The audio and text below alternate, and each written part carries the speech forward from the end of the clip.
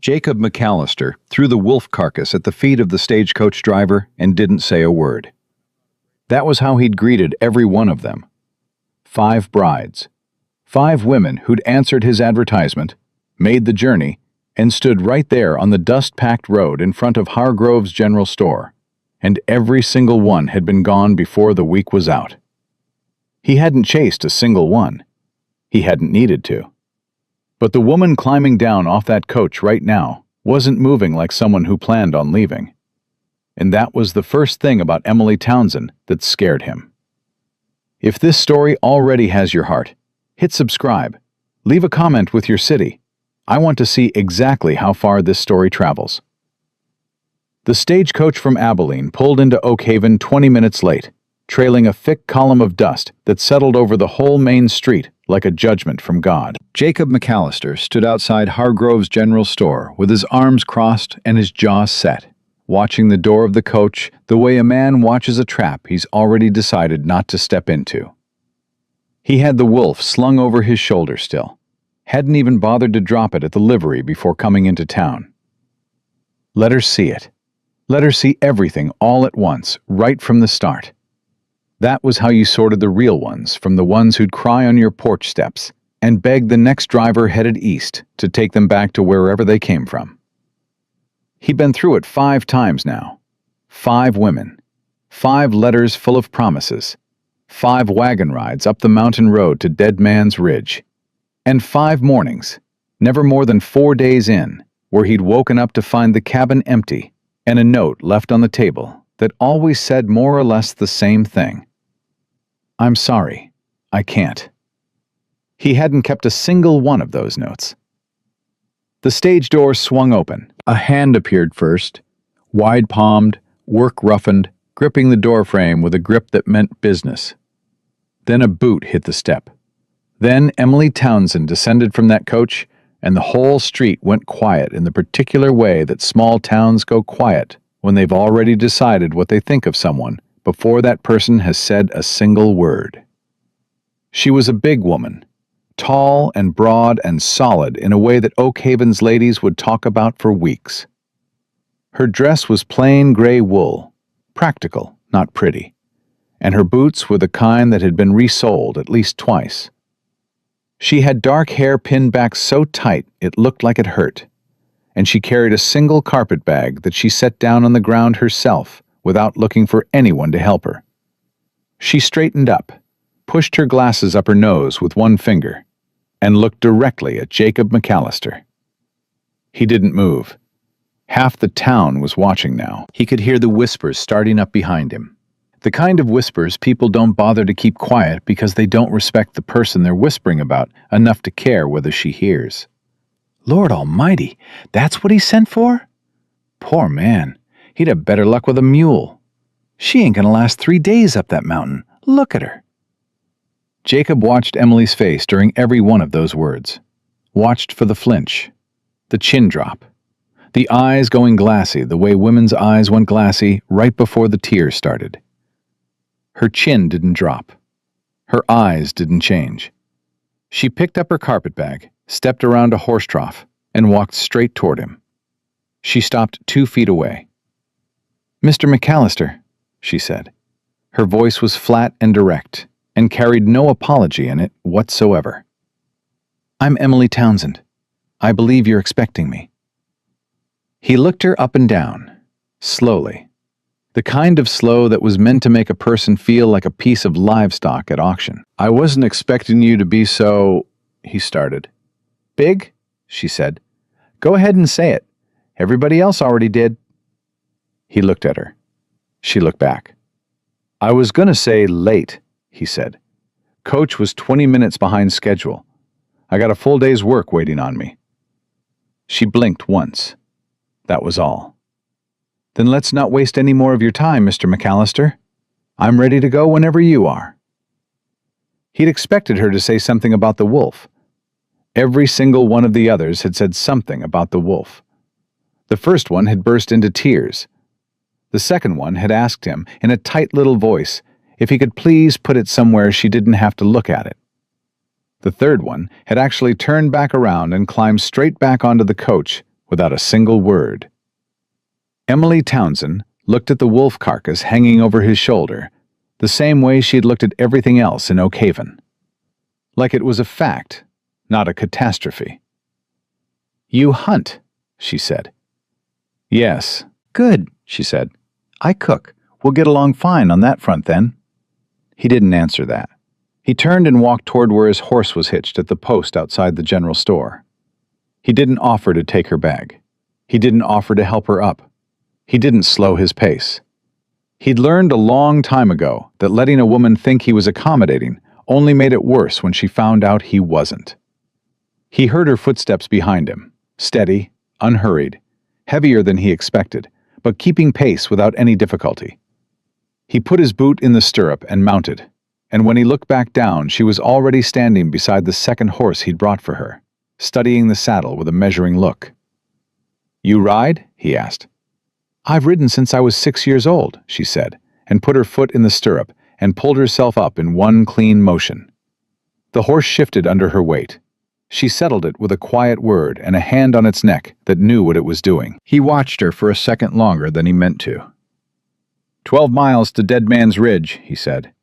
"Trail gets rough past the 3rd creek crossing. You fall behind. I don't wait." "I won't fall behind," she said. He clicked his horse into motion. He was testing her, and they both knew it. The trail up the mountain was no place for pretending. That was one thing Jacob had always believed. The climb stripped away everything: the good manners, the pretty words, the performances people put on for each other in town. By the time most folks reached the ridge, they were nothing but exactly what they were. And what they were was usually not enough. He pushed the pace harder than he needed to. He knew the trail like he knew his own hands, knew exactly where the switchbacks bit, where the loose shale made the horses nervous, where the drop on the left side was a straight 100 feet of nothing.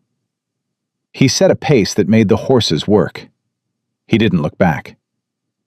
He was about a mile in when he heard her voice behind him. "Mr. McAllister." He didn't stop, but he slowed enough to listen. "This trail," she called out.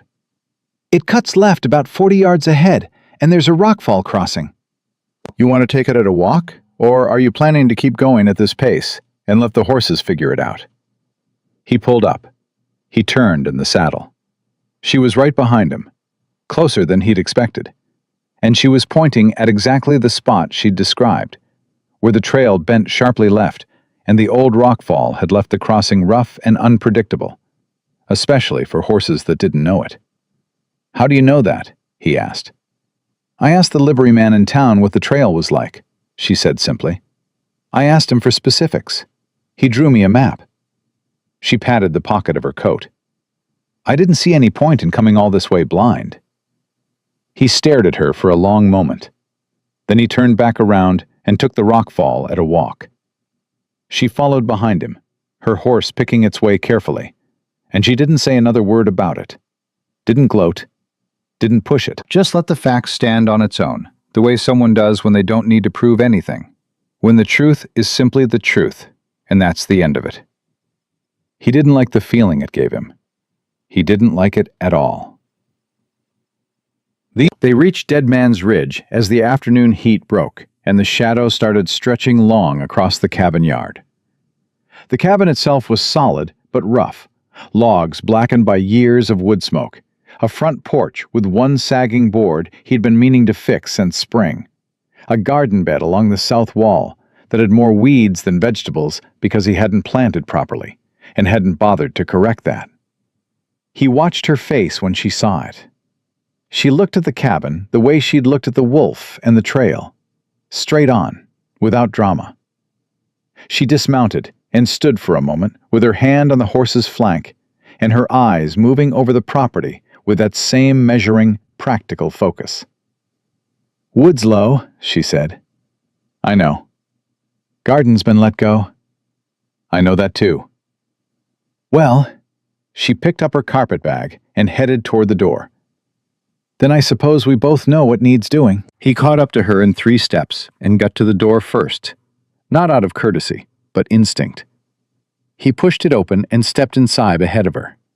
It was a habit born from years of going through doorways first, gun hand ready. He wasn't thinking. He was just moving. She stopped behind him in the doorway. He realized the interior of the cabin was exactly what it was.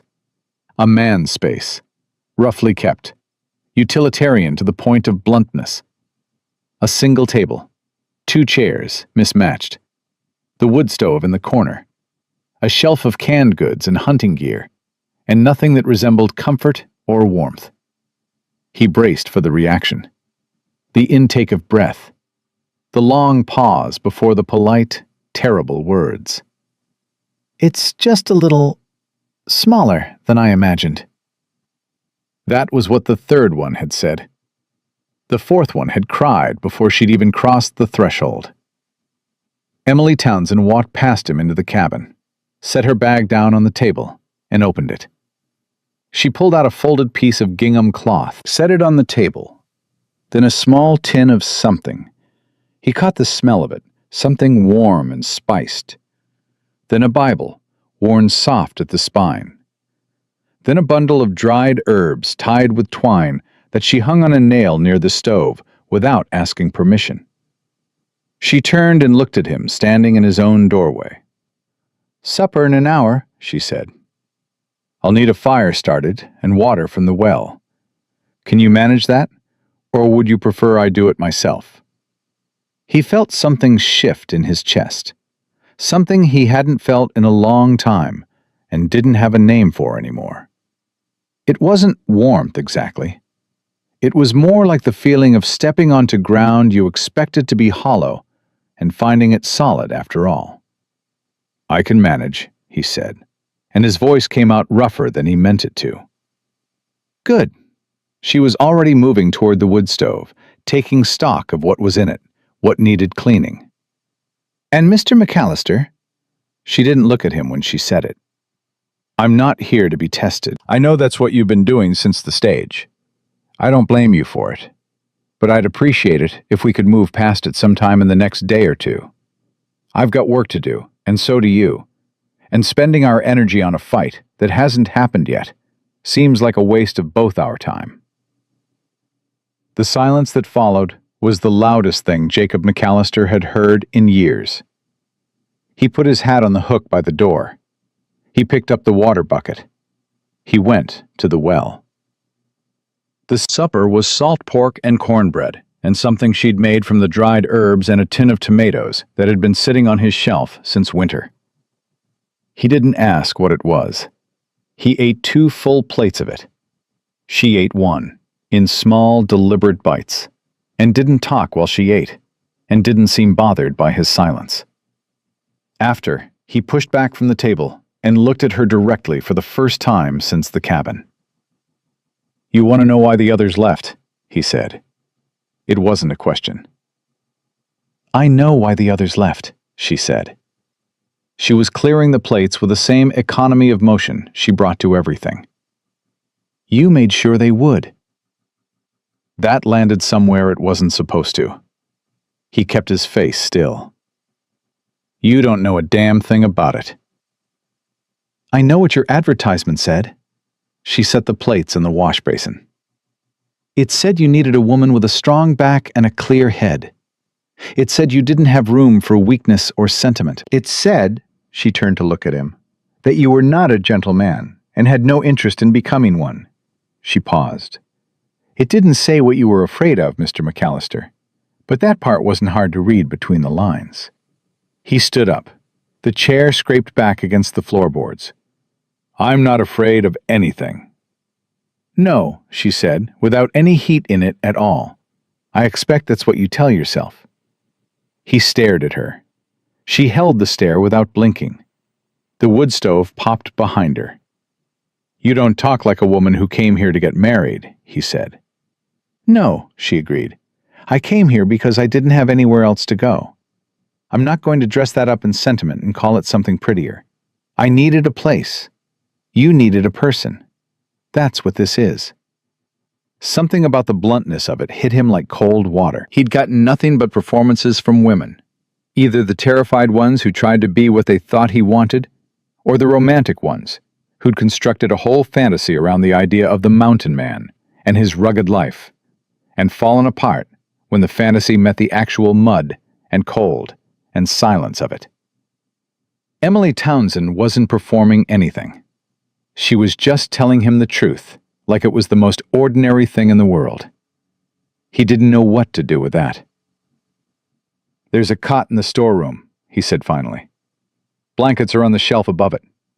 I get up at 4. Breakfast before 5, or I don't eat before I go out."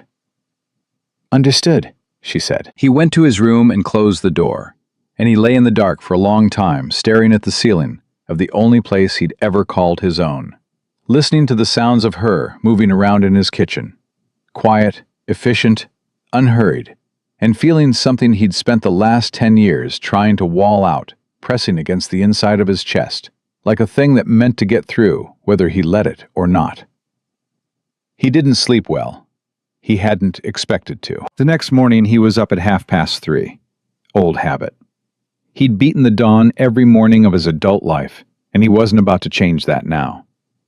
He dressed in the dark and came out into the main room, expecting an empty kitchen and the cold stove and the particular bleak quiet of a house that held only one person. The stove was already going. Emily Townsend was standing at the table with her hair down and loose, making biscuit dough with her sleeves pushed up to her elbows, and she didn't look up when he came in, but she said, "Coffee's on the left side of the stove. Breakfast in 10 minutes. You drink it black or with anything?" He stopped in the middle of the room. "Black," he said. The word came out without thought. "Sit down, then." He sat. He didn't know why. He wasn't the man who sat in his own kitchen and waited to be handed things. But he sat, and she put a cup of coffee in front of him. That was the best thing he'd tasted since... he couldn't remember since when. And 10 minutes later, there were biscuits and fried salt pork, and a tin plate of something made from the last of the dried corn that was better than anything he could have made himself. He ate without speaking. She sat across from him with her own cup of coffee and watched out the window at the dark sky beginning to gray along the tree line. "You're up early," he said, finally. "I'm always up early," she said. "Used to run a boarding house back in Missouri. 12 guests. You learn to be on your feet before the sun." "Used to," he said. She looked at him. A very small pause. "House burned down," she said. "Took everything with it." He didn't push it. Not yet. Something in her tone said that was all she was offering, and pushing would cost him more than it would gain. He picked up his rifle from the wall and his hat from the hook by the door, and he looked back at her, sitting at his table in his kitchen, looking out his window like she'd been there for years. And he felt that thing pressing against his chest again, harder this time. "I'll be back before dark," he said. "I'll be here," she said. And she turned and looked at him, with those clear, steady eyes that didn't ask anything from him, and didn't apologize for existing, and said, "Be careful, Mr. McAllister." He put his hat on. He went out the door. He didn't look back. But he wanted to. And that wanting to, was the first thing about Emily Townsend that truly frightened him. He was gone 4 hours before she found the first letter. It was tucked behind the loose stone on the left side of the fireplace. Not hidden exactly, just set back in a space where a man might put something he didn't want to look at, but couldn't bring himself to throw away. Emily had been pulling stones free one by one to check the mortar, because the fireplace drew wrong, and she'd wanted to know why. And the letter had fallen out flat onto the hearthstone, like it had been waiting for someone to find it. She picked it up, read the date, set it back down. She didn't read past the first line. It wasn't her business. But the first line was enough to know it was from a woman. The handwriting said that much, looping and careful. And the date was 4 years ago. And whatever had been written there had been folded and unfolded so many times, the paper had gone soft as cloth along the creases. She fixed the mortar, She put the letter back.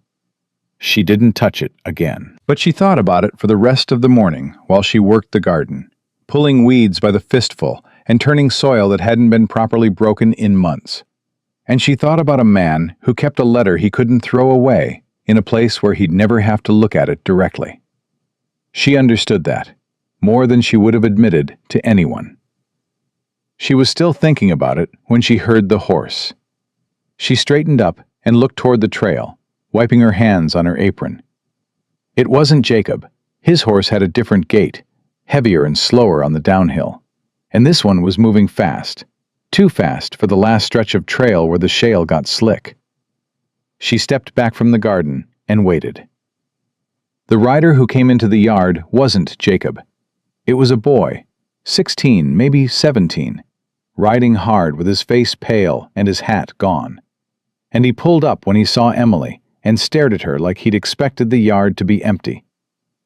"Who are you?" he demanded. "Emily Townsend," she said. "Who are you?" "Tommy Briggs. I work over at the Harmon place, east side of the ridge." He was still catching his breath. "I need McAllister. Is he here?" "He's out on the trail. What's wrong?" The boy swallowed. His eyes were too wide. "Mr. Harmon's been shot. Somebody put a bullet in him this morning, on his own property line. His wife's with him, but she can't move him alone, and there's nobody else between here and Oak Haven." He looked back over his shoulder, like he expected something to be following him. "Mrs. Harmon said get McAllister. She said he's the only one up here who knows what he's doing." Emily had already pulled off her apron. "Get down off that horse," she said. "Ma'am, get down. I need your horse. Mine doesn't know the trail yet." She moved toward him, and he dismounted out of pure instinct, the way people did when someone talked to them in that particular tone. She put her foot in the stirrup. "Which direction is the Harmon place?" "East. Follow the ridgeline past the second pine break. There's a fork. Go left, not right." "I understand. Go inside the cabin. There's coffee on the stove. Don't touch anything else." She looked down at him. "And if Mr. McAllister comes back before I do, you tell him exactly what you told me. Do you understand?" "Yes, ma'am," the boy said, and stepped back. And Emily Townsend turned that horse east and rode hard. She found Ruth Harmon on her knees in the dirt outside the door of the farmhouse, pressing a flour sack against her husband's shoulder with both hands and praying out loud in a voice that had gone tight and mechanical, the way voices go when a person has been praying the same thing over and over for so long that the words have stopped meaning anything, and what's left is just the act of saying them, the rhythm of it, something to hold on to. The man on the ground, stocky, 50s, with a gray beard and the look of someone who'd worked every day of his life, was conscious, but white around the mouth. Not an artery. Emily could see that from 12 feet away, but deep and dirty, and the longer he lay in the heat with the wound open, the worse his chances got. Emily was on the ground beside Ruth before her shadow had even cleared the man's face. "Let me see." "Who are you?" Ruth didn't let go of the flour sack. "Emily Townsend. I'm staying up at McAllister's place." "Let me see the wound, Mrs. Harmon. I've done this before." Something in Emily's voice, the flatness of it, the no room for argument steadiness of it, made Ruth lift her hands. Emily looked at the wound, assessed it in 3 seconds. "Has he moved much since it happened?" "No. He walked to the door, and then he went down." "Good. Keep it that way." Emily looked up. "I need hot water and the cleanest cloth you have in the house. Needle and thread if you've got it. Whiskey." "I've got all of those." "Then go get them. Fast." Ruth went. Emily pressed her own hands against the wound and looked at Elias Harmon's face and said, "You stay awake. You hear me? Don't you close your eyes." "Who the hell are you?" Elias said, in a voice like gravel. "The woman keeping you alive right now," Emily said. "We can have proper introductions later." The ghost of something crossed his face. It might have been a smile. She had him cleaned and stitched, not beautifully, but solidly, before the sun moved a hand's width across the sky. Her fingers had done this before in conditions worse than these, in a burned boarding house with nothing but a sewing kit and river water, and her hands remembered what her mind sometimes tried to forget. When she sat back on her heels and looked at what she'd done, Ruth Harmon let out a sound that wasn't quite a sob, and wasn't quite a breath, and reached out and grabbed Emily's wrist. "Thank you," Ruth said, her voice cracked clean in half. "Keep it clean," Emily said. "Change the dressing every morning. No work for 2 weeks minimum. And if the skin around the wound goes hot or the color changes, you get him to Oak Haven, to a doctor, whether he wants to go or not." She looked at Elias. "I'm going to assume you're going to be difficult about lying still." "Damn right," said Elias. "Then your wife has my full permission to tie you to the bed frame." Emily stood, wiped her hands. "Who shot you, Mr. Harmon?" The temperature in the room dropped 10 degrees. Elias and Ruth exchanged a look across the kind of silence that meant the answer to that question was longer and darker than it appeared. "We don't know for certain," Ruth said carefully. Emily looked at her. "But you suspect someone?" Another look, longer this time. "There's been men," Elias said, "from down in the valley. Come up here 3 times this past month, talking about a railroad survey. Said our property line was wrong. Said we were sitting on land that had already been sold to a development company out of St. Louis." He stopped and pressed his lips tight against what was clearly a fresh wave of pain. "I told him to show me the deed or get off my land. Last time they left, the one in the gray suit told me it would be easier for everybody if I'd just be reasonable about it." Emily stood very still. What did the man in the gray suit look like? Elias looked at her, like the question surprised him. Tall fella, dark hair going silver at the sides, had a way of smiling that didn't go all the way up to his eyes. He squinted. "Why, you know him?" "No," Emily said, and her voice was absolutely flat. "Just asking." She said her goodbyes to Ruth, promised to send Jacob when he came back, and rode back to Dead Man's Ridge at a pace that had nothing to do with the horse being tired. She wasn't thinking about Elias Harmon's wound. She was thinking about gray suits and railroad surveys and property lines redrawn on paper by men in offices far away from the land they were talking about. She'd seen this before. She knew exactly what it looked like, from the very beginning, and she knew exactly where it ended. And the knowing of it sat in her stomach like a stone she couldn't put down. Jacob was in the yard when she got back, standing beside his horse with his arms crossed and his eyes hard. And Tommy Briggs was somewhere inside because the cabin door was open and the smell of fresh coffee drifted out. Jacob looked at her the way a man looks when he's been standing somewhere, deciding what he's angry about, and hasn't quite landed on it yet. "Tommy told me," he said, before she'd even dismounted. "Good. Then you know Elias Harmon needs you to ride over before dark." "I know that." He didn't move. "What I want to know is why you went instead of waiting for me." She swung down from the saddle and looked at him across the horse's back. "Because a man was bleeding on the ground and you weren't here. Was I supposed to wait?" "You didn't know those trails." "Tommy told me the way." "It's not just about knowing the way up here. There are—" He stopped himself. She watched something cross his face, something that moved through too fast for her to name. "This is not an ordinary mountain," he said. "There are people on this ridge who are not safe to encounter without knowing who they are first." She looked at him carefully. "Is that right?" "Yes, that's right." He took the horse from her and started walking it toward the lean-to without looking at her. "Don't ride out alone again without telling me first." "Mr. McAllister." "That's not a request." She stood where she was. The anger was there. She could feel it, right behind her breastbone, where she kept things she didn't let out in front of people. But underneath the anger was something else, something that recognized what this was.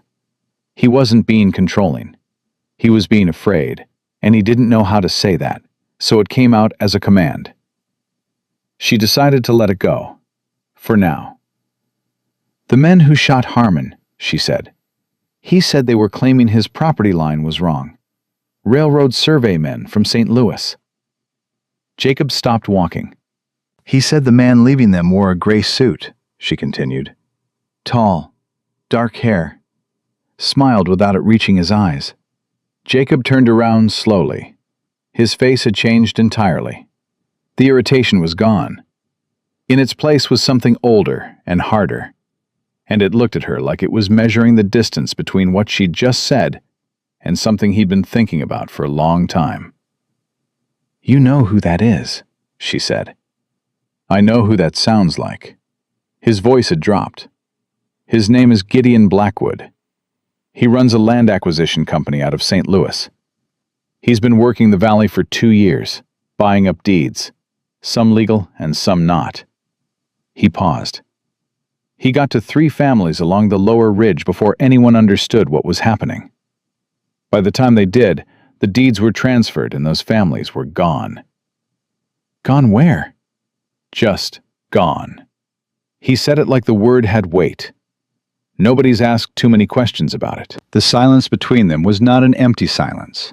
It was full of the shapes of things neither of them had said yet. "Why haven't you done anything about it?" she asked. His jaw tightened. "I'm one man on a mountain." "You know people in Oak Haven." "I know people who are scared in Oak Haven." He took a step back toward her. "Blackwood has money, and he has lawyers, and he has men who are very good at making problems disappear quietly. The sheriff in town took his side on the Granger property dispute last spring." He stopped 2 feet away from her.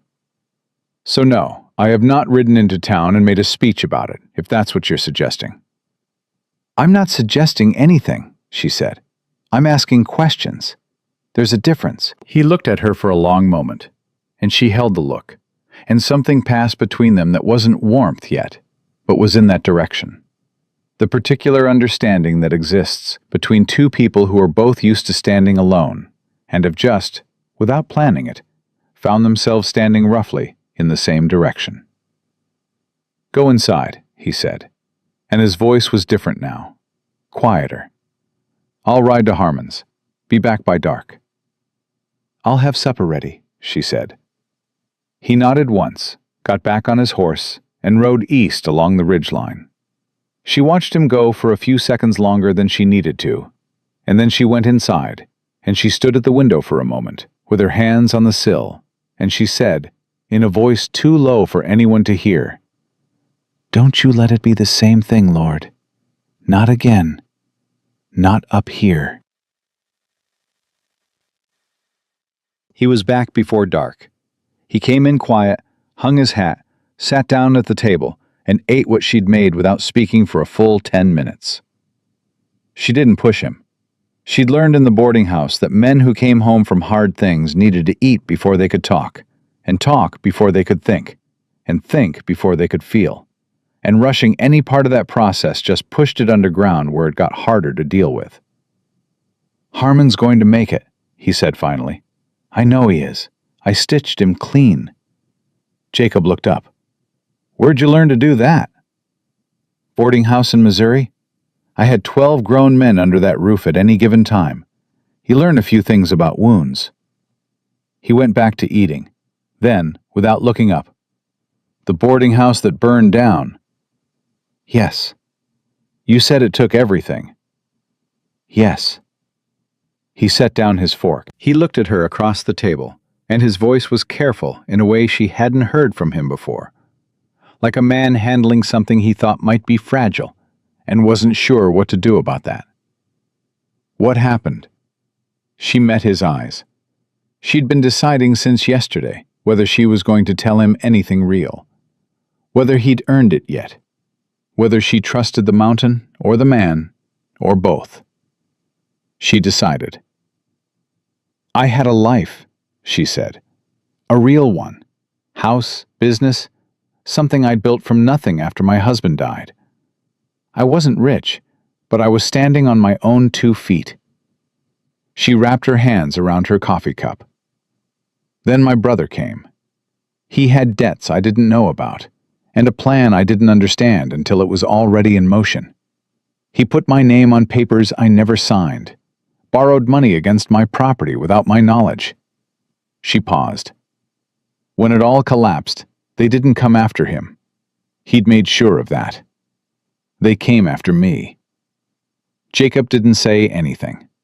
He was listening the way he did everything, completely, without performance, without filling the silence with noise. The fire was ruled accidental, she said. I've never believed that. I think someone set it to destroy the records that would have cleared my name, but I couldn't prove it. I had no money, no standing, no one in that county willing to go up against the men my brother owed. She looked up at him. So I left. I answered your advertisement because Dead Man's Ridge, Wyoming is about as far from Caldwell, Missouri as a woman can get without leaving the country. The fire crackled. Outside, a nightbird called once and went quiet. Your brother, Jacob said slowly. Do you know where he is now? No, she said, and I would like to keep it that way. He looked at her for a long time. She couldn't read what was happening behind his eyes. It was moving too fast and going too deep for her to follow. Then he picked up his fork again and said, You should know that Harmon told me Blackwood's men were back in Oakhaven today. 2 of them, asking around about who lived up on the ridge. Her hands went still on her coffee cup. Asking about everyone, he said carefully, or asking about specific people. He didn't know. Jacob looked at her. But Blackwood is the kind of man who does his research, Emily. It was the first time he'd used her name. She registered it the way you register a first, something small and quiet that plants itself before you've decided what to do about it.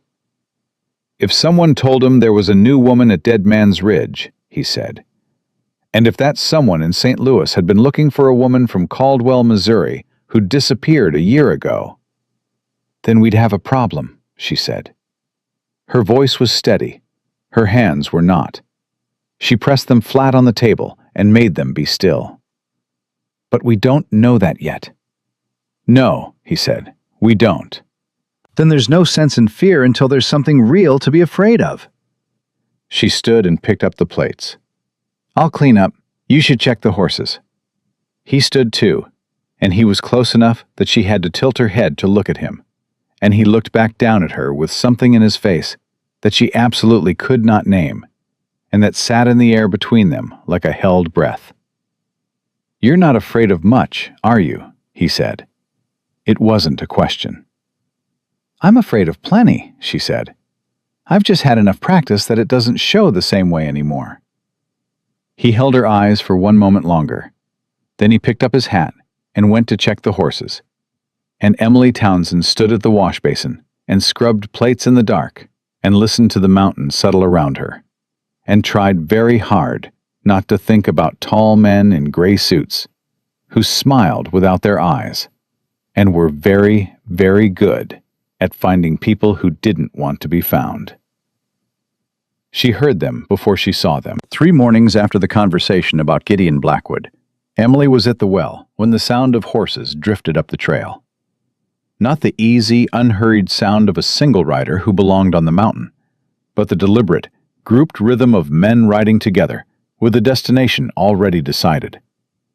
She set the water bucket down on the edge of the well and stood completely still, listening the way she'd learned to listen in the months after Missouri, when sounds like that had meant something she needed to run from. 2 horses, maybe 3. She picked up the bucket and walked to the cabin. She didn't run. Running was what people did when they were guilty, and she had decided long ago that she was done acting like a guilty woman. Jacob was inside, cleaning his rifle at the table. He looked up the second she came through the door, and something in the way she moved told him everything he needed to know before she opened her mouth. "Riders on the trail," she said. He was already on his feet. "How many?" "2, maybe 3. He went to the window. She watched his shoulders settle into that particular stillness she'd come to recognize in him. Not relaxation, but the kind of collected quiet that men carried when they'd spent years in situations where losing their head got people killed. "Stay inside," he said. "Jacob." "Emily." He turned and looked at her, and his voice was not a command this time. It was something else entirely. Something that sat between a request and a confession. "Please." She stayed inside. She stood at the edge of the window where she could see the yard without being seen, and she watched Jacob walk out to the porch and stand there with his rifle loose in his hand. Not raised, not threatening, just present. The way a man stands on his own land when he wants whoever is coming to know exactly whose land it is. The two riders came into the yard with the careful, measuring pace of men who were used to arriving at places where they weren't welcome. They were dressed well, too well for the mountain. Coats that belonged in offices or courtrooms. Horses that cost more than most families on this ridge made in a year. The one on the left was broad and quiet-faced, the kind of quiet that had nothing peaceful in it. The one on the right was younger, sharper-eyed, with a ledger book folded under his arm like a weapon. Neither one of them was Gideon Blackwood. That fact lodged itself in Emily's chest like a splinter. "McAllister," the younger one said, pulling up. "Harlan Voss, representing the Blackwood Land and Development Company out of St. Louis. We have a few questions for you about your property boundaries."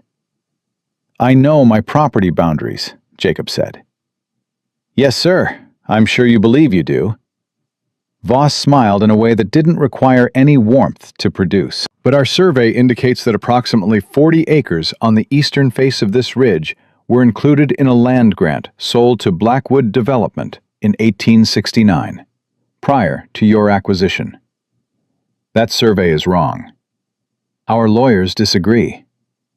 Jacob stepped off the porch. One step, slow and deliberate. "Then your lawyers are welcome to come up here with their paperwork and show it to me directly." "You're not lawyers, you're hired men. So I'm going to ask you politely, once, to ride back down that trail and tell whoever sent you that Dead Man's Ridge is not for sale and not for taking." Voss looked at the broad man beside him. Something moved between them. A signal, agreed upon before they'd ever left the valley. "We heard you had a woman up here now," Voss said. Everything in the yard went quiet. "New arrival," the broad man said. His voice was slower, more deliberate. "Come in on the stage from Abilene about 4 days ago." "That's my business," Jacob said. "Yes, sir." Voss opened the ledger book with a practiced casualness that Emily recognized immediately as performance.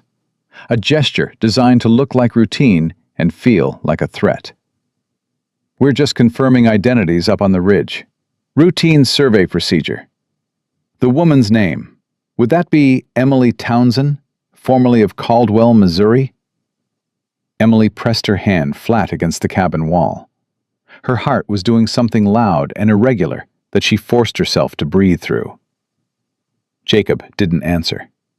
Not a word. Not a muscle. "We have a notice here," Voss said, pulling a folded paper from the ledger. "Issued by the Caldwell County Circuit Court. Financial fraud. Misappropriation of property. If the woman in this cabin is Emily Townsend of Caldwell—" "There's no one in this cabin," Jacob said, "who owes anything to you, or to Blackwood, or to any court in Missouri." Voss raised an eyebrow. "Is that so?" "That's so. And if you come back up this trail without a federal marshal and a legal summons that I can read myself, I will consider it trespassing." He lifted the rifle, not aimed, just visible. "I don't have a charitable policy about trespassers." The broad man's hand moved toward his hip. Just slightly. Just enough. "Don't," Jacob said. The word was quiet. The word was absolute. The hand stopped. Voss looked at Jacob for a long moment with those sharp, measuring eyes. and then he tucked the ledger book back under his arm and smiled his empty smile and said, "We'll be in Oakhaven for a few days, Mr. McAllister. If you reconsider your position on either matter, the land or the woman, you know how to find us." He turned his horse and rode back down the trail. The broad man followed without ever taking his eyes off Jacob until the trees swallowed them both. Jacob stood in the yard for a long moment after the sound of their horses faded out. Then he turned and walked back to the cabin and came through the door and looked at Emily standing against the wall with her hand pressed flat to the wood. She looked back at him. "Financial fraud," he said. "That's what the paper says." "What does the truth say?" She held his eyes. "I told you about my brother. Tell me the rest of it." She did. All of it this time. The specific papers, the specific amounts, the specific men who had signed documents with her name on them while she was asleep in her own house, not knowing her own brother was dismantling everything she'd built. She told him about the trial that hadn't been a trial so much as a proceeding with the outcome already settled. She told him about the judge who had accepted evidence that had been manufactured so carefully she'd barely recognized her own life in it. She told him about the morning she'd understood, finally and completely, that she was going to lose everything, no matter what she said or did, and that the only choice she had left was what she was going to do with herself afterward. Jacob sat at the table. He listened the way he always listened, all the way, without interrupting, without letting his face tell her what to do with her own story. When she finished, he was quiet for a long time. "The fire," he said finally. "The boarding house." "Yes." "You think Blackwood had something to do with it?" She paused. That was new, that name, attached to what happened in Missouri. "What makes you say that?" Jacob stood up and went to the fireplace and reached behind the loose stone on the left side. Emily went completely still. He pulled out the letter, the soft, worn letter she'd found on her first day and put back without reading. And he held it in his hand and looked at it for a moment before he turned to face her. "This is from a woman named Caroline Marsh," he said. "She lived on the lower ridge. She was the first person Blackwood went after up here 2 years ago. He claimed her husband's deed was forged and took it to court in Oakhaven." He stopped. Her husband didn't survive long enough to see the verdict. Emily felt something cold move down the back of her neck. "What happened to him?" "Hunting accident," Jacob said. "That's what it was ruled." His voice was completely flat. "Caroline wrote me this letter from Denver, where she went after she lost everything. She told me what she knew. She told me what she suspected." He looked down at the letter. "She told me to be careful." "You knew Blackwood was targeting this ridge, and you stayed?" "This is my land," he said. It wasn't defiance. It was simply the most fundamental fact about him, stated as plainly as a name. I wasn't going to let him take it. Emily looked at him, really looked at him, past the closed face and the careful stillness, down to what was actually there. "You've been waiting for him to make a move." "I've been ready for him to make a move." He set the letter down on the table between them. "The difference is, I never expected him to come at me through someone else." "He doesn't know I'm connected to him," she said quickly. "There's no reason to think—" "Emily." His voice was quiet. "Harlan Voss knew your name and your county before he ever got off his horse. Blackwood has a telegraph line and a network of correspondence that reaches every major county in the country. If your brother was looking for you—" "My brother wants to know where I am, so he knows where the liability is," she said. "If I surface somewhere with a lawyer willing to take my case, then he'd want to know before that happened." Jacob leaned forward on the table. "And if Blackwood has an existing relationship with your brother's creditors in Missouri, then your brother might have offered them something very useful in exchange for his own debts being quietly forgiven." She sat down, hard, like someone had cut the string holding her up. "He told them where I was," she said. It wasn't a question. "I think so," Jacob said. "Yes." The room was entirely still. Outside, a summer wind moved through the pine trees, and the sound of it was like breathing. Slow and indifferent and continuous. The mountain doing what mountains do, regardless of what the people on them were going through. "They're going to come back," she said. "Yes. With more men. Probably by the day after tomorrow." He straightened up. "Boss is a scout. He came to confirm you were here and to assess the situation. What he saw today tells Blackwood that I'm not going to cooperate, and that getting to you through legal paperwork isn't going to work while you're on my land." He paused. "Which means the next thing he sends up this trail won't be carrying a ledger book." Emily stood. She picked up the letter from the table and held it carefully. Carefully, the way you handle something that was someone's loss, and set it back on the fireplace mantel, where she could look at it while she thought. "How many men do you think he'll send?" she asked. "At least 4, probably 6. He watched her. "Emily, you could leave. I could get you on a horse tonight, and you could be in the next county by morning. I know a man in Cheyenne who runs a freight operation. He'd get you on a wagon heading west without any questions."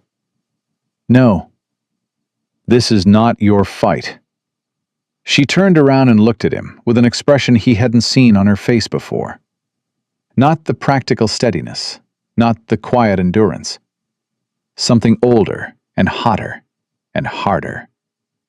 "The man who destroyed my life in Missouri is connected to the man who's been destroying lives up here, and you think that's not my fight?" "I think you've already lost enough without losing more." "I've lost everything I can afford to lose," she said. "You know what that does to a person? It makes them not afraid anymore. Not of this." She waved her hand in the direction of the trail. "Not of men like that." He stared at her for a long moment. Something worked in his jaw. "You don't know what you're saying you're not afraid of." "Jacob." She said his name with a directness that seemed to land on him physically. "I know exactly what I'm saying. I've had a year to think about it." She moved to the table, put her hands flat on it, and looked at him with everything showing on her face that she usually kept banked and quiet. "I'm not leaving this ridge. Not because of them. Not for any reason." He held her eyes for so long the fire in the wood stove had shifted twice before either of them moved. Then he said, and his voice had something in it she hadn't heard from him at all, something rough-edged and real and slightly lost. "Why did you really answer my advertisement, Emily?" The question sat between them like a stone dropped in still water, the rings of it moving out in every direction. She could have given him the practical answer, the true answer she had already told him. The burning boarding house, the ruined name, the nowhere else to go. All of that was real, and all of that was honest. But that wasn't what he was asking. He was asking something deeper. He was asking why, of all the advertisements in all the newspapers in all the states she could have gone to, she had answered the one from a man who had specifically said he was not gentle and did not intend to become so, in a place called Dead Man's Ridge, at the top of a mountain that 5 women had already run from. She looked at him for a long time. "Because it sounded like a place where nobody would come looking for me," she said quietly. "And because a man who'd driven off 5 women wasn't going to ask me too many questions about why I'd left Missouri in the middle of the night." He absorbed that. The fire popped. The wind moved in the pines. "But that's not all of it," he said. She didn't look away. "No," she admitted. "It's not all of it." He waited. She put one hand on the back of the nearest chair and looked at the floor and then back at him. "The advertisement said you were difficult and rough and had no patience for weakness. It said the work would be hard and the life would be harder." She stopped. "After everything that happened to me, I was so tired of people who made things sound like what they weren't. I was so tired of the pretending and the performing and the— She stopped again, pressing her lips tight for a moment. Yours was the first honest advertisement I'd ever read from a man looking for a wife. Every word of it meant exactly what it said. And I thought— She let out a slow breath.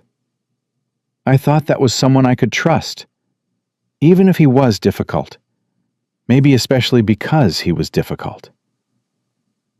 Jacob McAllister, who had not let anyone pass the wall in more years than he could count cleanly, stood in the middle of his kitchen and felt the wall do something it had not done since a soft written letter had been folded and placed behind a loose stone 4 years ago. He crossed the room in 3 steps. She watched him come without moving.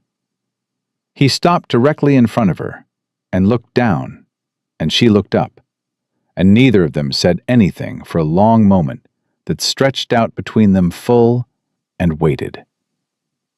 I'm going to ride to Harmon's, he said finally, his voice quieter than she'd ever heard it. I need to tell Elias what happened today. And I need to send a telegram from Oak Haven.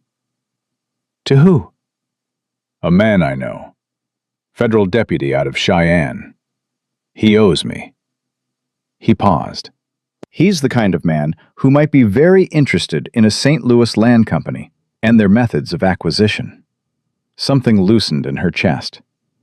You've been holding that card for a while. I was waiting for Blackwood to do something I could prove. His eyes held hers. Shooting Elias Harmon on his own property, with 2 witnesses, is something I can prove. And me? She asked. My situation in Missouri. We'll deal with that too. He said it like it was already done, like it was simply a matter of time and work and the right people having access to the right information. He said it the way he said everything, with no ornamentation and no false comfort, just the plain weight of a man who meant what he said. She nodded once. Be back before dark. Always am. He picked up his hat and rifle and went to the door, and she thought that was the end of it. Just the same departure as every other morning. Hat on hook pulled down, boots on the board step, the yard, the trail. Ordinary. Safe. He stopped in the doorway with his back to her. Emily. His voice was very low. Yes? He turned just far enough to look at her over his shoulder. I'm glad you didn't leave. He was gone before she could answer. The door swung shut behind him. She stood in the middle of the kitchen with the echo of those 6 words filling up every corner of the room, and she pressed both hands over her mouth, and she breathed, and she did not cry. She almost cried, but she didn't. Instead, she went to the fireplace and picked up the letter and read it. All of it, this time. And by the time she'd finished reading about Caroline Marsh and her husband, and the things they'd lost, and the things that had been taken from them, something had settled into Emily Townsend's bones that felt less like fear and more like purpose. She knew what was coming. She'd known since Voss had smiled that empty smile in the yard. She'd been running for a year. She was done running. She set the letter down. She looked at the rifle on the wall. Then she went to find out where Jacob kept the ammunition. Jacob found the ammunition box moved. He noticed it the second he came back through the door that evening. Not because it had been hidden badly, but because he knew every inch of that cabin the way a man knows his own skin. And the box had been on the second shelf above the stove since 1871. And now it was on the table with the lid open, and 3 boxes of rifle cartridges laid out beside it in a row, counted and sorted by caliber. Emily was at the stove with her back to him. She didn't say anything. He set his hat down. He looked at the cartridges. He looked at the back of her head. You know how to load a Winchester? He asked. I know how to load most things, she said. Soup's on the left side, bread's on the right. He sat down and ate and didn't say another word about the ammunition, because there wasn't anything to say about it that needed saying. She'd made a decision. He'd made his own decisions at the fireplace, more times than he could count, standing in the particular kind of quiet that settles over a person when they've stopped running from something and turned around to face it. He recognized that quiet in her now. He wasn't going to argue with it. "I sent the telegram," he said, pushing the empty bowl back. She turned from the stove. "And?" "Deputy Marshal Cole Deering. He's out of Cheyenne, like I said. He's been building a case against Blackwood's operation for 8 months.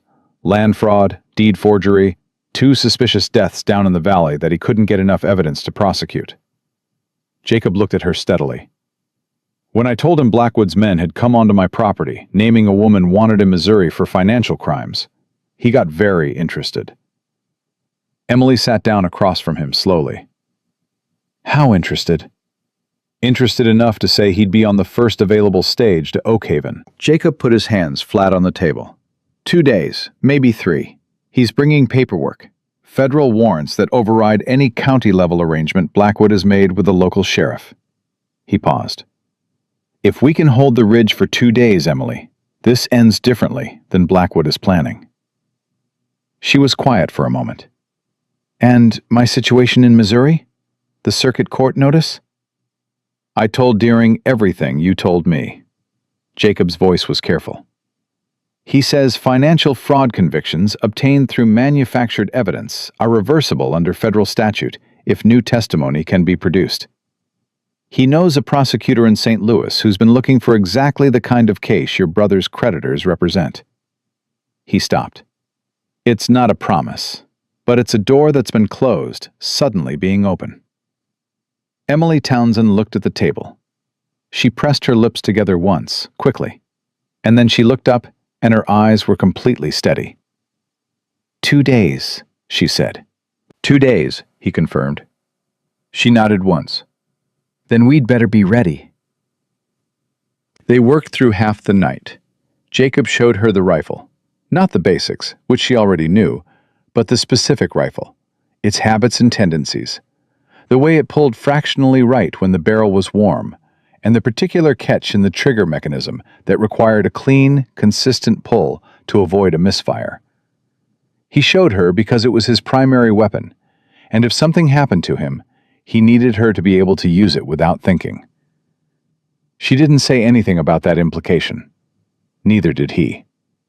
She learned the rifle the way she learned everything, completely, without drama, asking precise questions until the answers made sense in her hands, and not just in her head. By midnight, she was pulling the trigger on an empty chamber, and the catch had disappeared from her motion entirely. "Good," he said. "Where do you want me if they come through the front?" she asked. He looked at her for a moment, the flatness of the question, the practicality of it, the complete absence of the kind of fear that made people useless in a crisis. He thought about all 5 of the women who had sat at that same table and found 1,000 reasons why the mountain life wasn't for them. And he thought about what it meant that the 6th one was standing there at midnight, asking him about defensive positioning with a rifle in her hands. "Left side of the room, away from the windows," he said. "If they come through the front, you cover the door. If they come through the back—" "You cover the back," she said. "I know." "Yes." She set the rifle on the table carefully. "Jacob, when they come—" She stopped, restarted. "Promise me something." He waited. "Promise me that you won't do anything that throws away your future to protect mine." She looked at him directly, and her voice had that stripped, clean quality it got when she was saying the most important thing and had removed everything else to make room for it. "I came up here with nothing. You have this land, this life.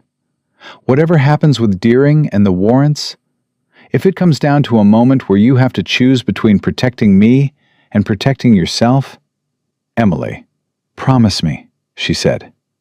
He looked at her for a long time. The fire was burning low.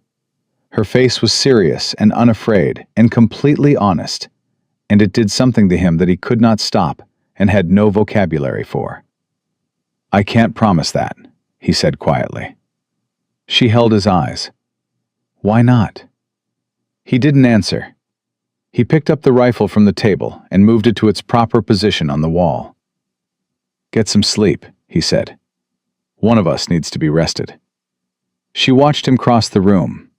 She watched him blow out the lamp. She sat alone in the dark for a minute, listening to the sounds of the cabin settling around her. And then she went to the storeroom and lay down on the cot and stared at the ceiling and understood. Slowly, the way understanding sometimes comes, not all at once, but piece by piece, like a mosaic assembling itself. That the reason he couldn't promise her was the same reason she hadn't been able to leave when he'd offered her the horse and the road west. They were, neither of them, as alone on this mountain as they'd started out being. And that was the most frightening thing either of them had faced. The next morning arrived with a stillness that had teeth in it. Jacob was up before 4, as always, but he didn't go out to the trail. He stayed close, moving between the cabin and the lean-to and the yard.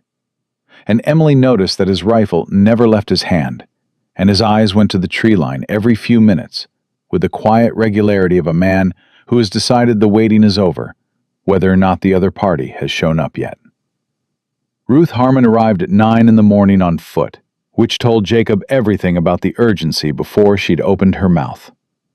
She came into the yard with her shawl pulled tight and her face pale, and she stopped when she saw Jacob and Emily together on the porch and said, "They're in Oakhaven. All of them. 7 men, maybe 8. Blackwood himself rode in last night." Jacob went still. "Blackwood is here. Personally. Saw him myself at the hotel. Gray suit, dark hair. Elias described him exactly right." Ruth's eyes went to Emily. "And there's a man with him I didn't recognize. Young, blonde, well-dressed, asking questions in town about you specifically." She stopped. "He said he was your brother." The porch board under Emily's foot was the only thing she was aware of for the next 3 seconds. The grain of it, the slight give under her weight, solid and real and here. "Daniel," she said. The name came out flat as a stone. "He told people in town that you were ill, that you'd had some kind of breakdown after the court business in Missouri, and that he'd come to take you home." Ruth looked at her carefully. "He was very convincing." "He always is," Emily said. Jacob turned and looked at her.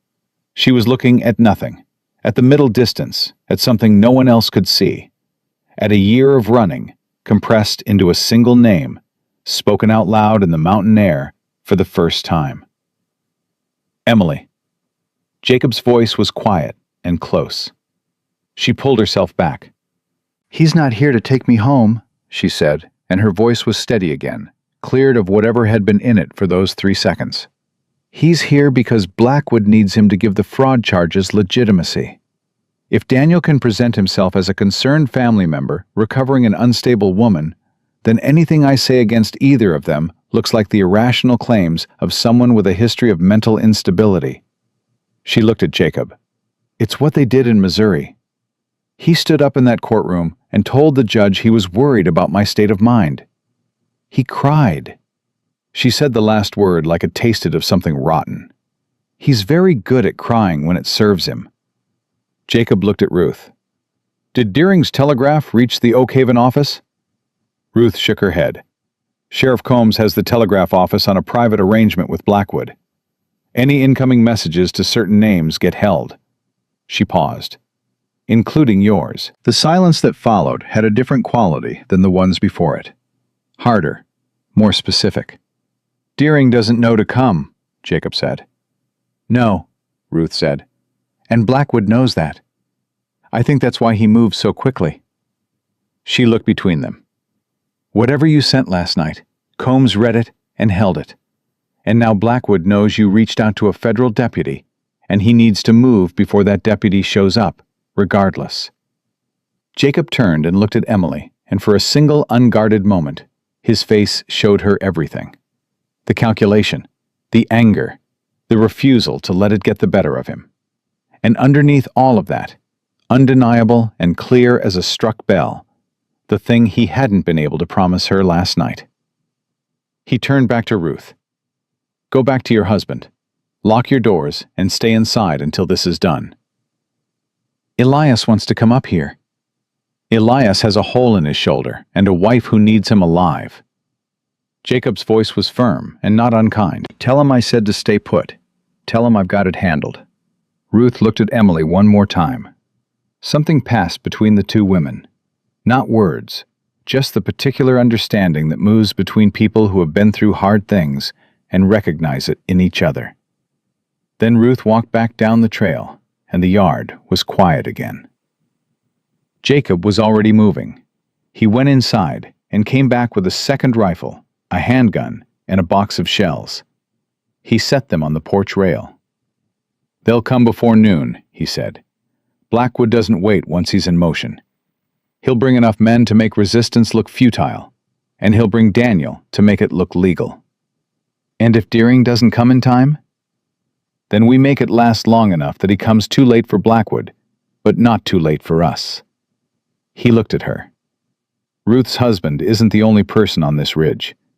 There are 4 other families between here and the East Trail. I can get word to them in 30 minutes. "You'd bring other people into this?"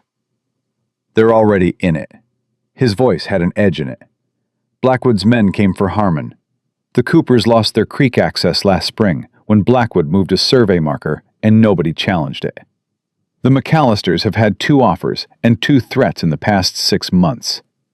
He picked up the handgun and held it out to her, grip first. "These people have been waiting for someone to stand up first. That's all they've needed." She looked at the handgun. She took it. It fit her hand the way a tool fits a hand that knows what tools are for.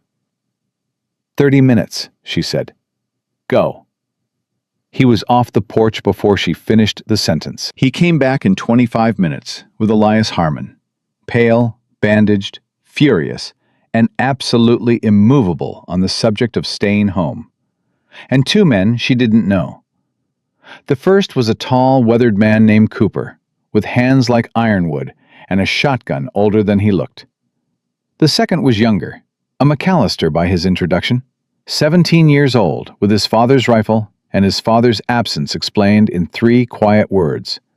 "Took sick last winter." Emily looked at these 3 men standing in Jacob's yard and felt something shift inside her that she hadn't felt in over a year. Not safety exactly, something more active than safety. She felt backed. "Deering will come," Jacob said to the group, standing on the porch where everyone could see him. "I need to get a rider to the next town east to send the message again, bypassing Combs and the Oakhaven office. If we can buy enough time." "I'll ride," the McAllister boy said immediately. Everyone looked at him. He was 17, and trying not to show how scared he was, and not entirely succeeding. "You know the East Trail?" Jacob asked. "My father and I rode it every spring." "I know it." He looked at Jacob steadily. "I can make Ridgecrest by mid-afternoon. That's a clear telegraph line." Jacob looked at him for a long moment. Then, "Don't stop for anything. Don't talk to anyone between here and Ridgecrest. You send the message exactly as I give it to you, and you come back the long way around, not through Oakhaven." "Yes, sir." Jacob wrote the message in 2 minutes on the back of an old supply list. The McAllister boy folded it into his chest pocket and was on his horse and gone before the yard had time to settle. Jacob turned to what remained: Elias, Cooper, Emily, himself. 4 of us, Elias said. He said it without complaint, as a simple accounting of fact. 4 of us, Jacob agreed. Cooper squinted toward the trail. "I count 6 positions where I'd put men if I was coming up after somebody on this property." 7, Jacob said. "There's a second angle on the north side most people don't see." 8, Emily said. Both men turned and looked at her. She pointed to the lean-to roof and the angle from the upper east tree line. "From there, you've got a direct line to the porch and the yard simultaneously. If they're serious, they'll put someone there first." A pause. "She's right," Cooper said. Jacob looked at her with that look she'd started to recognize. The one where he was recalibrating something about her, without wanting to show that he'd needed to recalibrate. North lean-to is yours, he said to Cooper.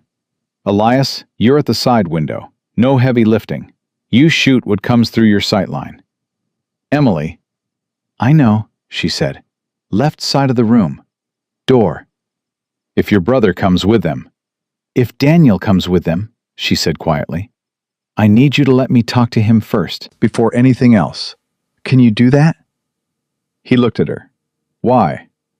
Because there are things he knows about the original documents.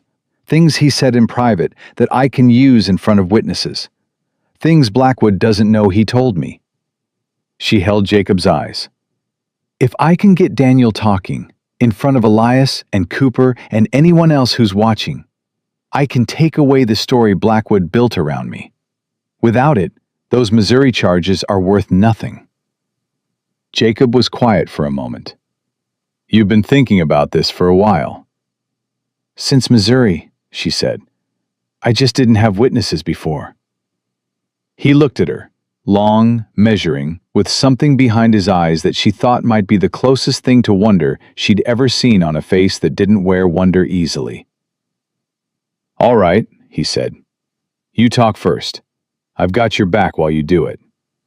She nodded. She checked the handgun. She went inside. They came at 11:15.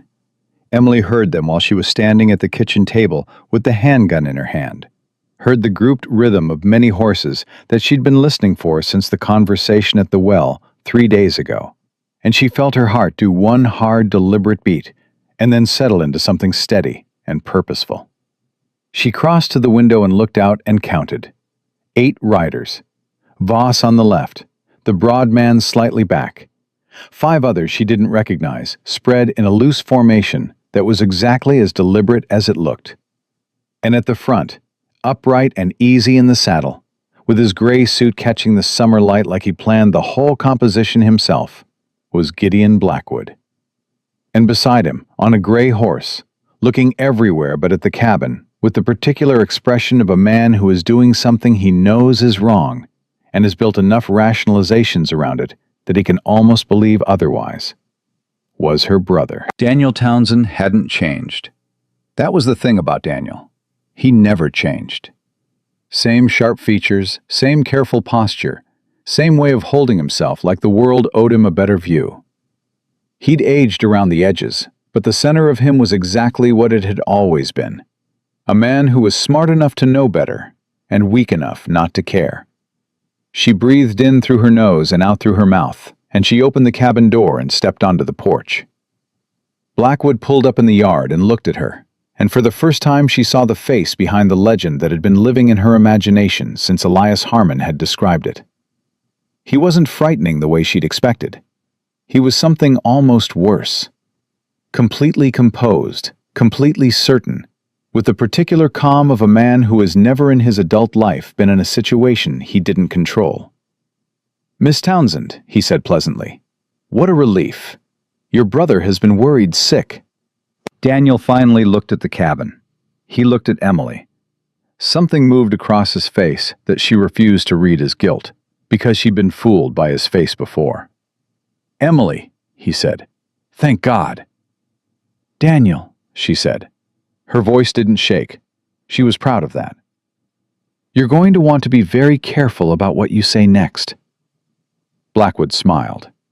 Miss Townsend, there's no need for...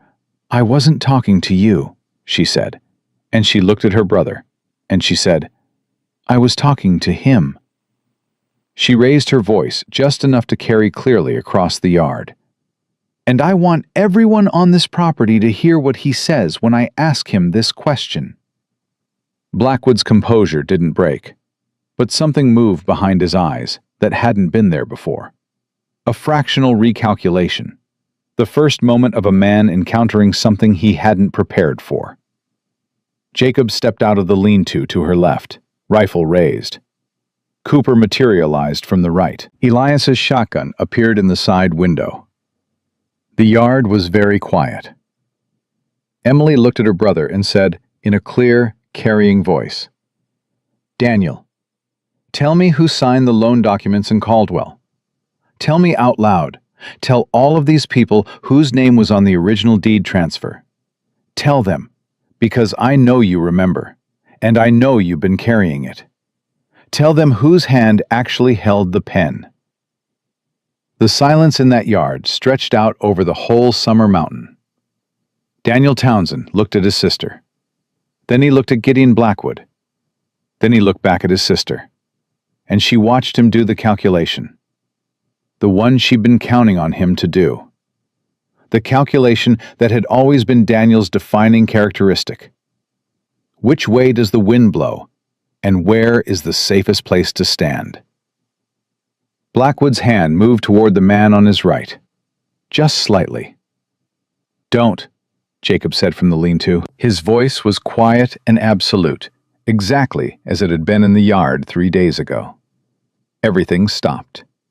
Daniel Townsend looked at his sister one more time, and she watched him understand, finally, the specific nature of what she had walked into on that porch. She had no safety net. She had no guarantee. She had 4 people, and the truth, and the gamble that her brother, when cornered with no exit that didn't cost him everything, would do what Daniel Townsend had always done when he ran out of better options.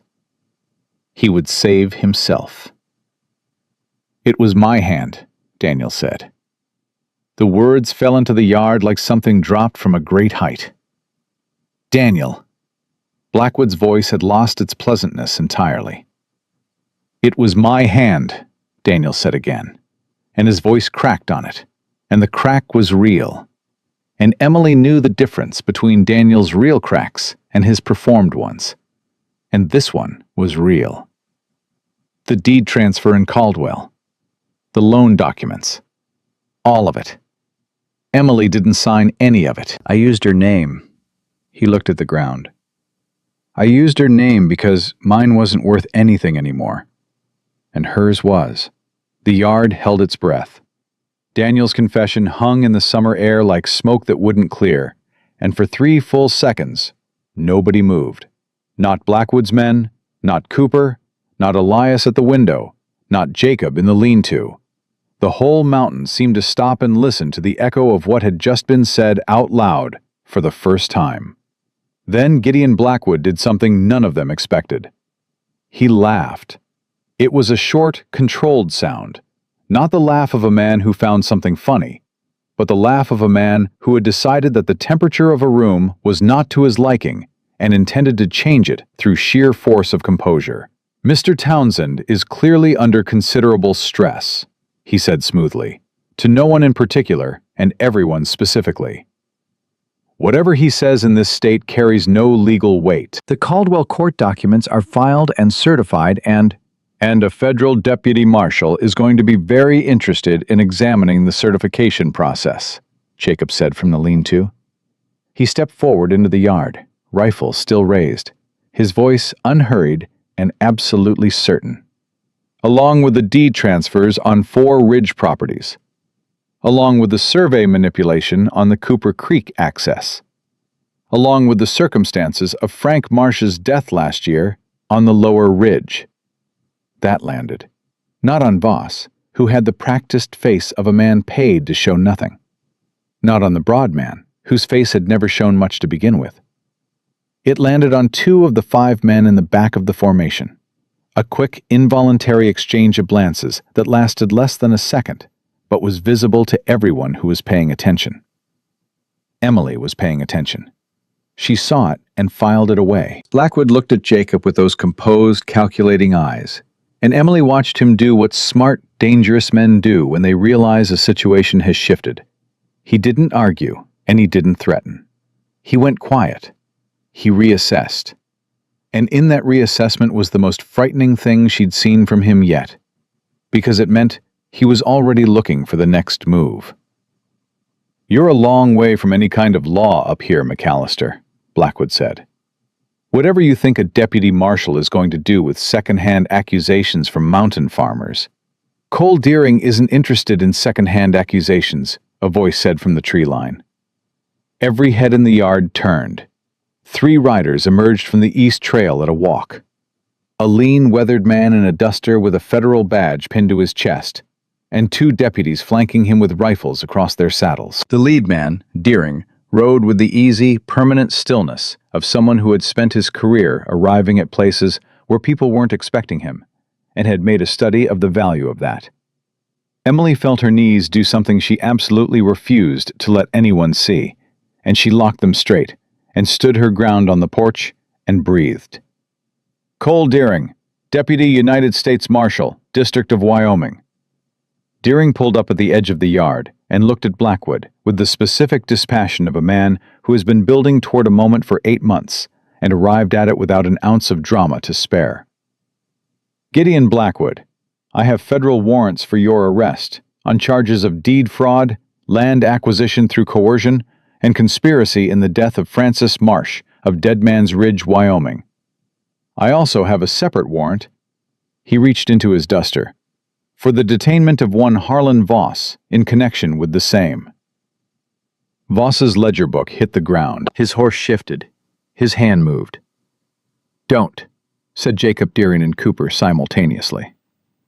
The hand stopped. Voss was off his horse and in irons before his hand had finished not moving, with the speed and efficiency that came from Deering's deputies having done this exact times that it required no discussion.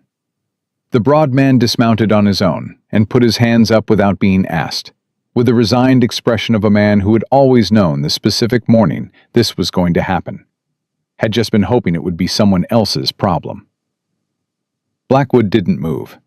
He sat on his horse in his gray suit with his hands folded on the pommel, and he looked at Deering, and then he looked at Emily, and then he looked at Daniel Townsend, who was still sitting on his gray horse with the look of a man who had just jumped from a burning building and hadn't yet checked whether anything was broken.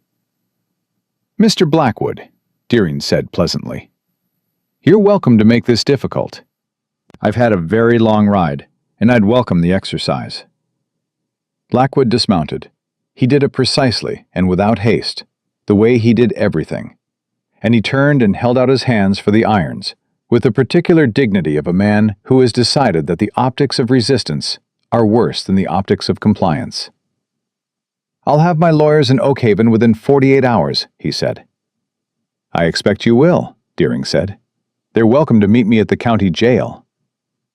The next hour moved in pieces. Blackwood's remaining men were disarmed and sent back down the trail with a deputy escort and the very clear understanding that returning to Dead Man's Ridge would constitute federal obstruction. 3 of them went without a word.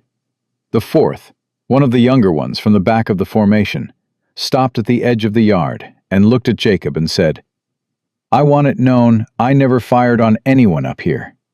I want that on record. Noted, Deering said, without looking up from his paperwork. Elias came out of the window position and onto the porch and sat down heavily on the step, pressing one hand against his shoulder where the wound had evidently made itself known during the last 20 minutes. Ruth would have words about that when she found out. Cooper disappeared back into whatever position he'd materialized from, quiet as he'd arrived, and Jacob put a hand briefly on the older man's shoulder before he went, and Cooper nodded once, and that was the entirety of what passed between them, and it was enough.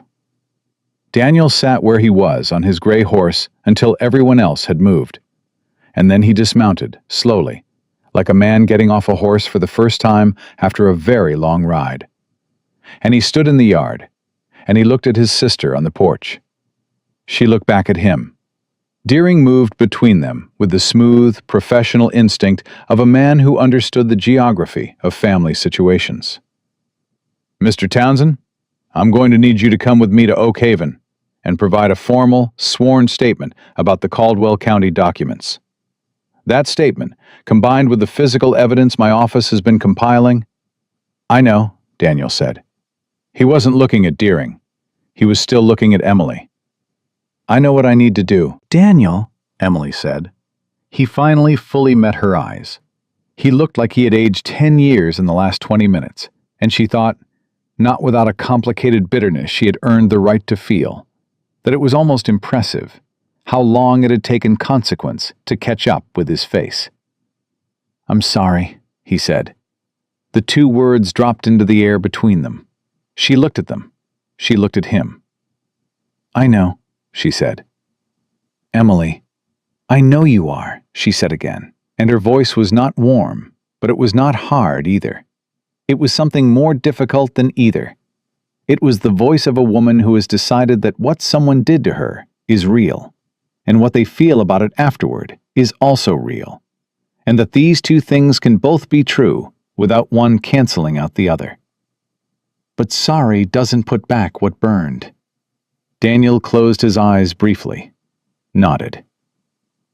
"No," he said, "it doesn't. You're going to give Deering everything. Every document, every name, every arrangement you made with Blackwood's people in Missouri." She held his eyes. "And then you're going to stay out of my life, Daniel. Not because I hate you, but because I'm building something here, and I can't build it with one eye on the door." He looked at her for a long moment. Then he looked past her, at Jacob standing behind her on the porch. And something in Daniel's face shifted. A recognition. The particular look of a man seeing a situation accurately for possibly the first time. He looked back at his sister. "You look different," he said quietly, "than you did in Missouri." "I am different," she said. He nodded again, slowly. Then he turned and walked toward Deering's horse, and Deering fell in beside him, and Emily watched her brother walk away with the steady, quiet attention of a woman releasing a weight she had been carrying so long her arms had forgotten what it felt like to be empty. Jacob came up beside her. He didn't say anything. He just stood there, close enough that she could feel the solid fact of him, and let her do whatever she needed to do with the moment. She breathed in through her nose, out through her mouth. "Okay," she said. "Okay," he agreed. Deering stayed through the afternoon.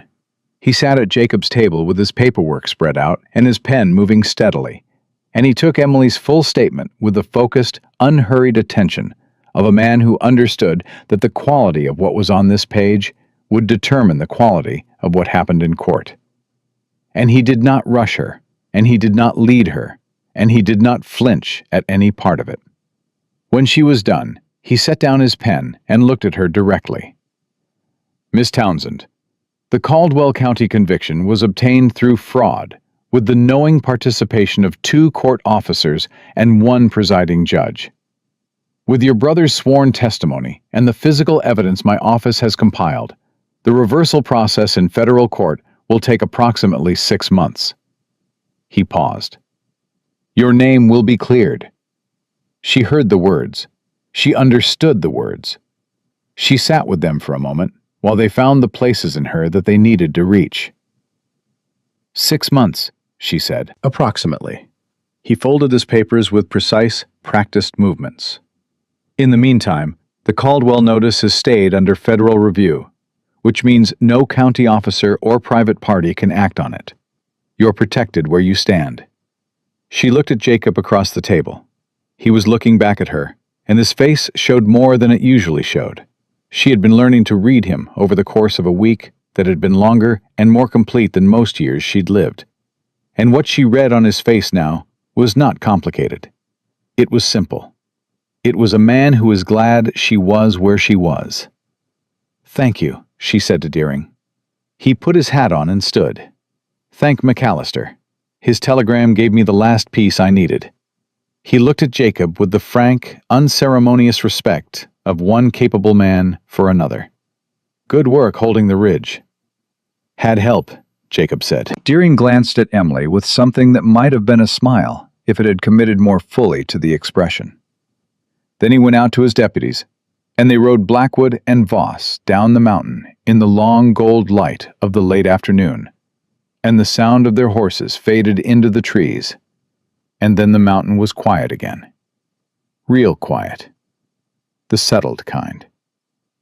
Elias Harmon came off the porch step and shook Jacob's hand without saying much, and gripped Emily's hand in both of his weathered ones and said, "You tell my wife what you told Deering. and she'll forgive me for riding up here with a bullet wound." He grinned through his beard. "Might even make the good soup." "I'll come by tomorrow," Emily said. "I want to check that stitching." "Yes, ma'am," Elias said, and went home. Cooper was already gone. She hadn't even seen him leave. The sun was dropping behind the western peak when Jacob came back from the lean-to, where he'd been seen to the horses. The yard was quiet. The cabin door was open, and the smell of coffee drifted out. He stepped up onto the porch and stopped. Emily was sitting on the porch step with her hands wrapped around a cup of coffee and her eyes on the tree line, and she looked. He searched for the word and found it. Settled. Like a person who has been traveling for a very long time and has just, without any announcement, arrived. He sat down beside her on the step. There was room enough. Barely. She handed him the second cup she'd brought out without looking at him. He took it. They sat for a while in the quiet of the mountain, doing what the mountain was doing. Just existing. Just being present in the particular way that only becomes possible when the thing you've been bracing against has finally passed and left you standing. 6 months, he said eventually. For the reversal. She looked at the coffee in her hands. Then I'll have my name back. What are you going to do with it? She was quiet for a moment. I haven't had it long enough yet to know what it's worth up here. She looked at him sideways. You might ask me again in 6 months. He looked back at her. The last of the light was on her face, and she wasn't pretty the way that word usually got used. She was something more permanent than pretty. She was real. She was here. She'd come up his mountain with one carpet bag and a worn Bible, and she'd stitched a man's shoulder and learned his rifle and stood on his porch and told the truth out loud to a man who'd terrified half the county. And she hadn't shaken doing it.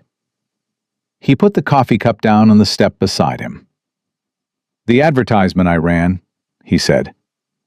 She turned to look at him fully. Yes? It said I needed a woman with a strong back and a clear head. It did. It didn't say...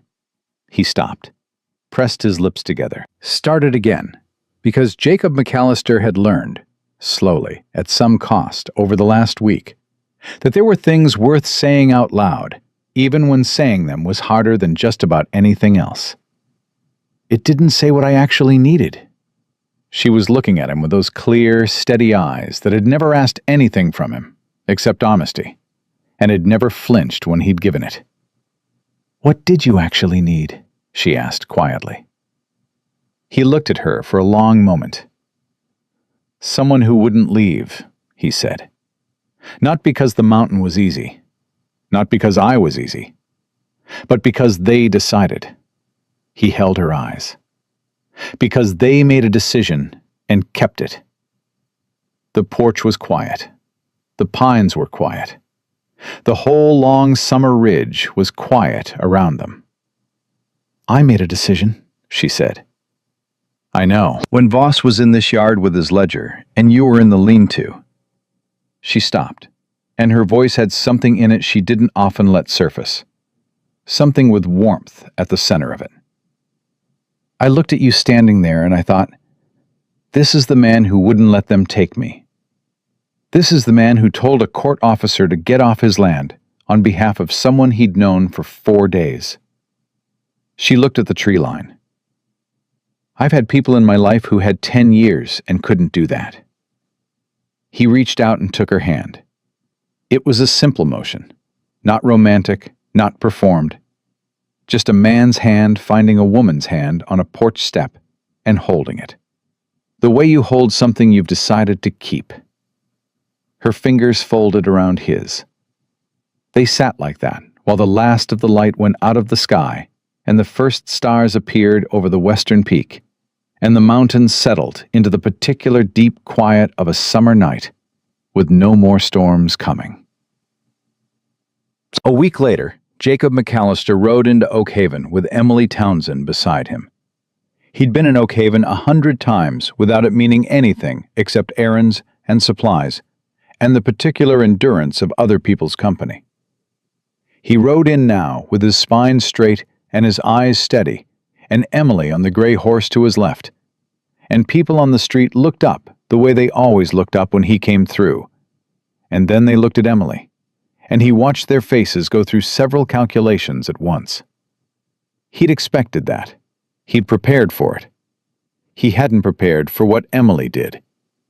She rode like she owned the street.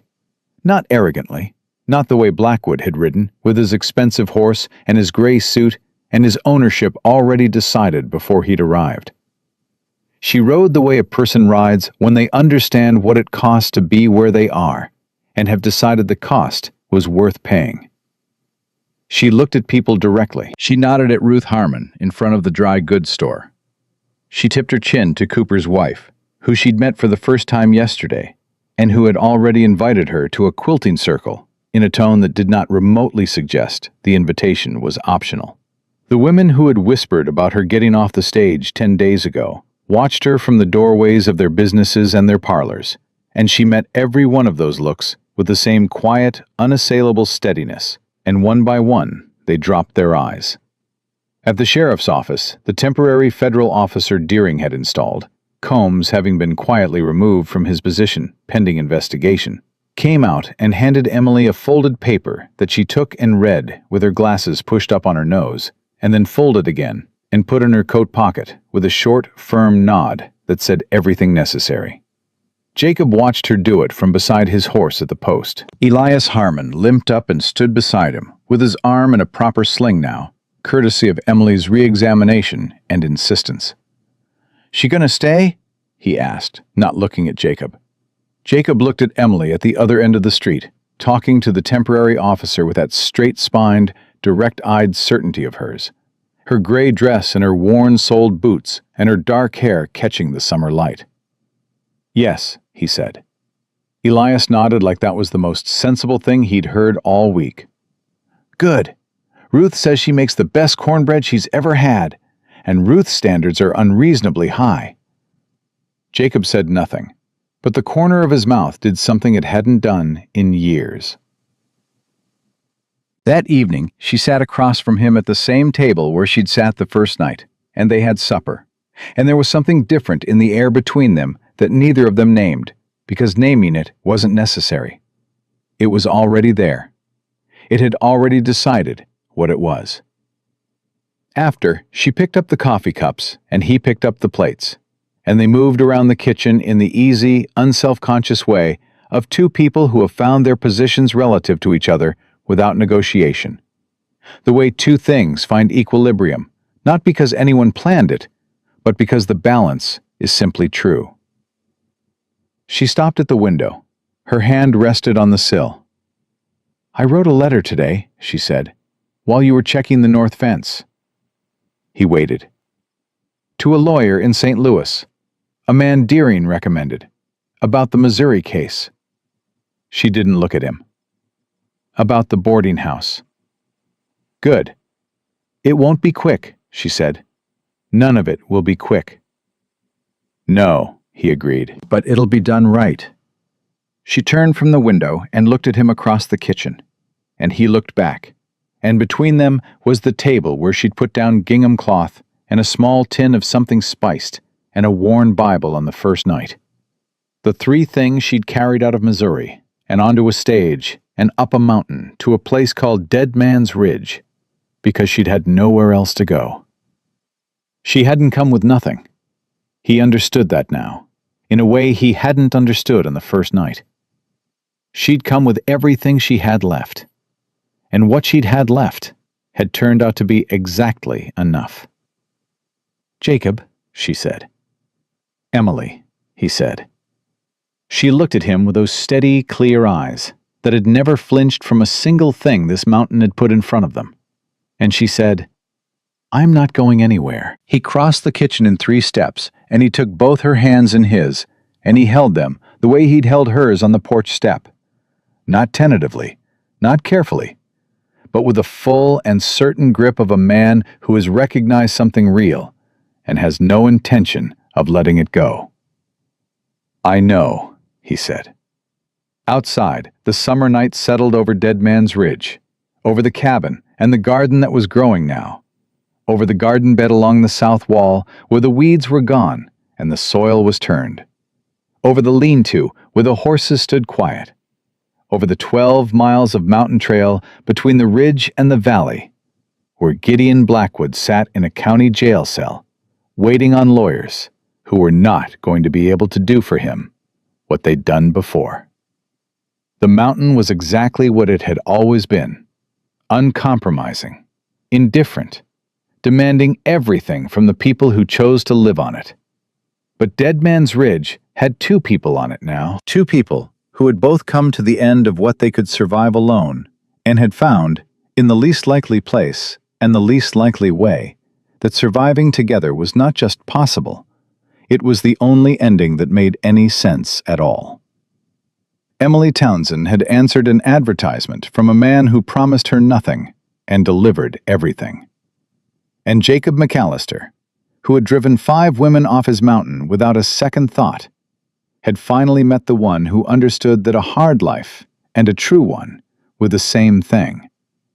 And that was the kind of woman worth building a life alongside, on a mountain the rest of the world had long since decided wasn't worth the climb.